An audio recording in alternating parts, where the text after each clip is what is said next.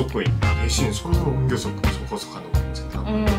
이게 제일 힘들었던 것 같아요. 흔히 봤던 다른 학교의 공부서는 약간 다른 거예요. 왜 이거를 일본에서 배워야 되는가, 왜 일본에서 공부를 해야 되는지를 무조건 제일 강조를 해야 되는구나. 안녕하세요, 하민쌤입니다. 자, 여러분 오랜만입니다. 이 합격자 인터뷰 시리즈가 오랫동안 영상이 계속 안 올라오고 있었는데 하민쌤이 합격자를 배출을 못한 게 아니었고 슬픈 사정이 있었습니다. SD카드를 저희 집 강아지가 물어뜯는 사건이 벌어져가지고 열심히 찍어놓은 영상을 업로드를 못했었던 좀 망연자실한 한 해였던 것 같은데 올해는 영상이 계속 안 올라가고 있었어요. 그런데 이 우리 착한 하민쌤의 제자들이 다시 찍으러 와주겠다고 해가지고 옆에는 멋진 저의 제자가 있습니다. 자, 오늘의 합격자는 니혼대학교 법무 공공정책학과의 김진수입니다. 네, 반갑습니다. 자, 니혼대 법학부 공공정책학과 법대 안에서 이제 정책을 배우는 독특한 학과이기도 한데 자, 하민쌤이 법대에 입학시킨 거는 처음 있는 일이었어가지고 진수군에게 어떤 식으로 공부를 해서 합격을 했는지 노하우를 좀 들어보고자 합니다. 자, 그 전에 진수군 어떻게 지내셨나요? 일단 학기 시작하고 난 뒤에 처음에 일본에 갔을 때는 오히려 적응을 할 필요가 없을 정도로 너무 재밌게 보냈고요. 이제 후기 시작되고 나는데 조금씩 다시 적응 기간을 갖고 있어요. 오히려 이제 와가지고 네, 열심히 적응해가면서 살아가고 지금은 학교 축제 기간이어서 한국에 와 있습니다. 2024학년도 입학생이에요. 지금 이제 2학년이 되는 거죠. 1년을 학교에서 보내고 이제 돌아온 친구입니다. 이 친구는 양력이 굉장히 독특해요. 그러니까 한국에서도 일을 했었는데 무인양품을 굉장히 좋아하는 친구여가지고 한국 무인양품에서도 일을 했었고 일본에 건너가서도 그 경력을 살려서 무인양품의 알바생으로 들어갔죠. 얼마나 가서 일한 거야 그러면? 한국에서부터 다 합치면 22년도 여름부터 시작해서 올해 봄까지 일본 가기 직전까지 일했었고요. 한국에서 알바뿐만 아니라 직원도 하면서 같이 일을 했었고 일본 넘어가서 이제 6월 달부터 알바 형식으로 일주일 주 2, 3일 형식으로 출근하는 형태로 일하고 있었습니다. 그러니까 엄청난 거죠. 취직할 거야? 뭐지? 아니야. 충분히 취직하고 싶다며. 소위 말하는 그 덕업일치 있잖아요. 충분히 한 것 같습니다. 충분히 했다. 내가 하고 싶은 거는 불살랐다. 뭐 약간 이런 건가? 한국에서 했고 이제 일본 가서도 일본에서 어느 정도 짧은 기간이었지 어떻게 돌아가는지 한국과 비교하면서 볼 수 있는 기회였고요. 충분한 것 같습니다. 오케이. 생활면은 그런 식으로 지냈다고 하고요. 그러면은 니혼대 자체는 어때? 겪어보니까. 니혼대 자체가 토코마센이라고 말하는 소위 그 대학 라인이 있잖아요. 그 중에서도 조금 약간 특이한 학교라고 말을 하더라고요. 일단 제일 큰 게 학부가 모든 캠퍼스들로 전부 다 나눠져 있어, 학부별로. 그래서 입학식을 하기 전에 개강식 같은 걸 학부별로 하더라고요. 학부마다 캠퍼스가 있다는 거야? 네. 진짜? 네. 오, 신기하다. 그냥 종합대학에 있는 학부들은 거의 다 있다고 보시면 돼서 학부가 20개 가까이 되는데 부속 병원도 7개고 일단 제일 큰 건 니혼대가 어마무시하게 커요. 뭐 대학원생까지 합치면 7만 명 넘어가는 규모로 입학식 때 들었을 때는 학교 소개할 때 세계 최대 규모라고, 일본 최대 규모는 물론이고 네. 전임 교수님들이 2,300명이 넘으신대요. 진짜 크다. 네. 그리고 지금까지 배출했는 졸업생이 130만 명. 우와. 일본 인구에서 거의 1%잖아요. 일본의 이제 모든 상장기업, 비상장기업 다 합치면 사장 배출수가 학교가 1위. 이게 어떻게 작용이 되냐면 이게 그러니까 취업할 때 오비들의 힘이 좀 세다. 어떤 이제 집단에 가도 니혼대 출신은 무조건 있다. 실제 제가 알바로 갔는데도 그 파트타임 한 20명, 30명인데 니혼대가 저 포함해서 3명 있었어요. 다른 학과 친구들. 와, 어딜 가든 있다. 별명이 맘모스 학교더라고요. 되게 중요한 얘기인데 어딜 가든 오비가 있다라는 거는 밀어주고 끌어주고 할 사람이 있다라는 거거든요. 그런 면에 있어서 니토코마센 중에서는 굉장히 강점이 있는 학교가 아닌가라는 생각이 듭니다. 법대도 엄청 사람이 많겠네. 학부생이 7천. 와우. 교수님들도 전임 교원이 250몇 명인가 대충 들었을 때 정확한 수치는 아니지만 그래서 법학부 자체도 그냥 법학부 하면 이제 법률학과나 뭐 넓게 보면 뭐 정치나 그쪽로만 넣어주는 경우가 많잖아요. 법학부 안에. 근데 저희 법학부는 학과가 5개가 있어요. 안에 법률학과 기본적으로 있고요.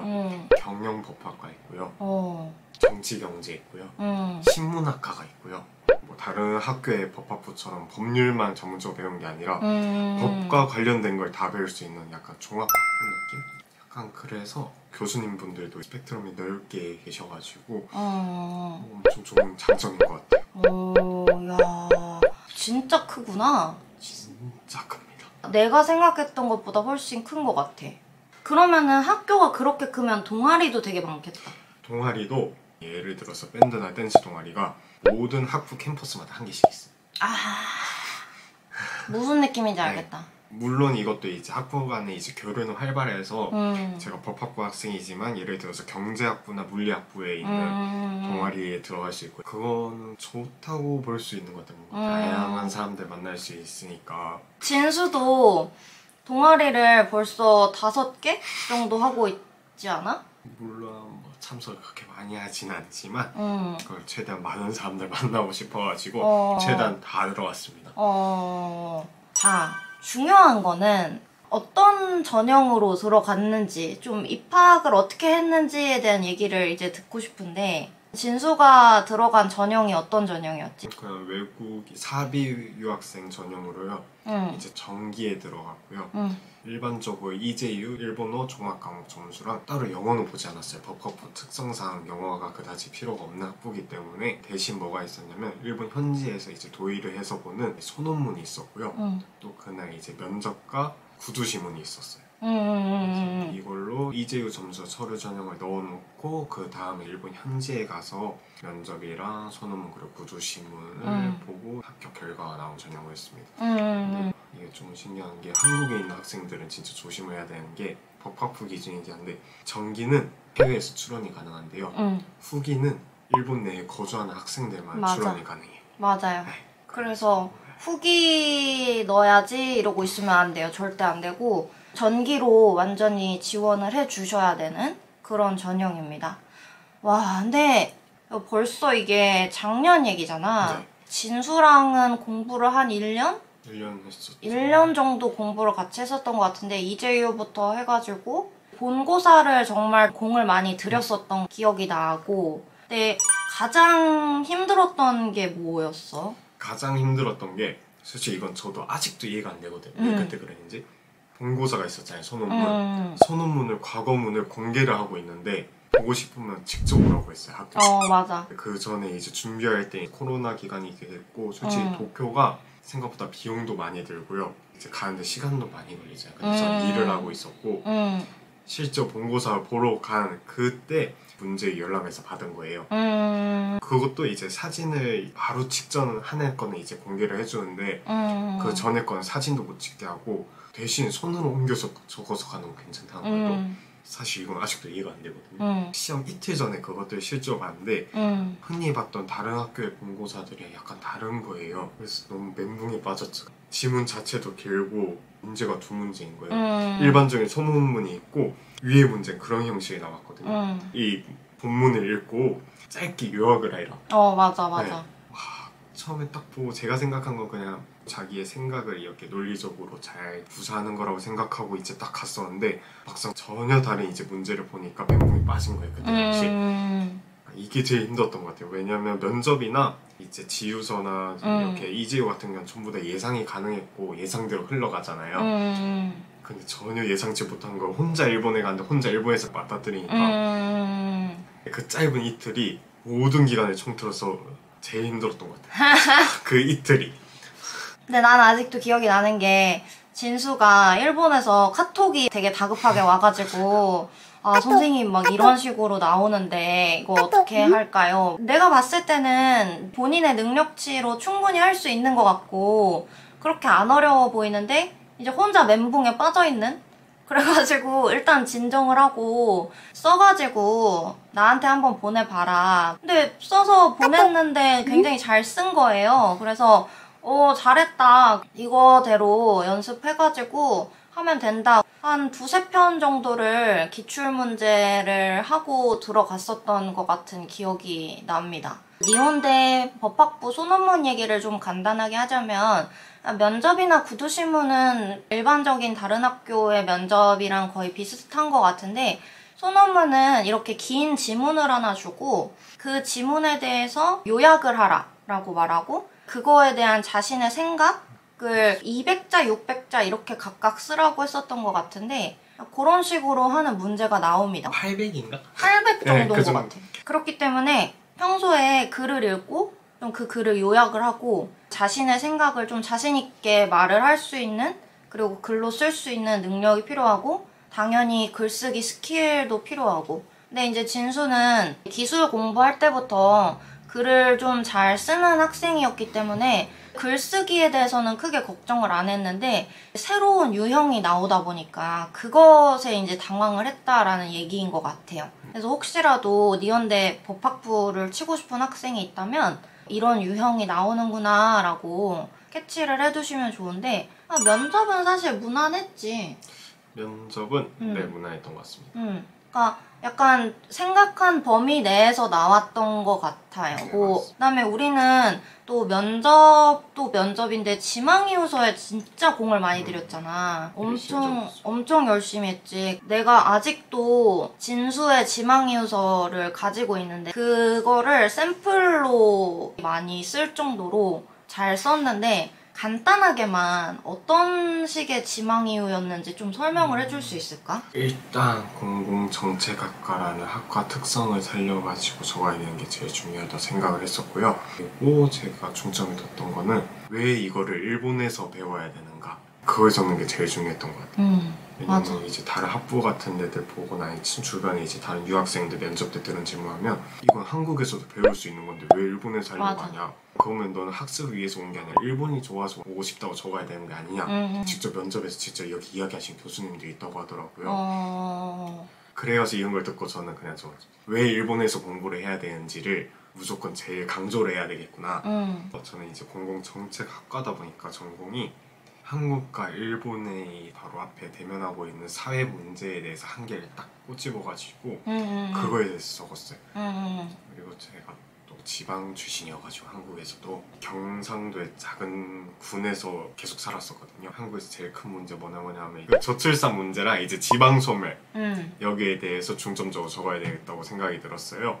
왜냐면 한국에서 이제 지방소멸 같은 거 이제 정책을 펼칠 때 가장 많이 참고를 하고 가장 많이 이제 배워오는 게 실제로 필드워크 나와가지고 보는 게 이제 일본이더라고요. 찾아보면 단문종도 많고 하니까 이거에 대해서 적는 게 좋겠다. 실제로 한국에서 일본에 대해서 배우고 있고 그거에 대해서 연구를 하는 교수님들도 많으시니까 그때 뭔가 실제로 면접할 때 말까지 하면 이게 충분히 어필이 되겠구나 라고 생각을 해서 그렇게 적었는데 아니나 다를까 이제 면접 때 이걸 물어보시더라고요. 맞아.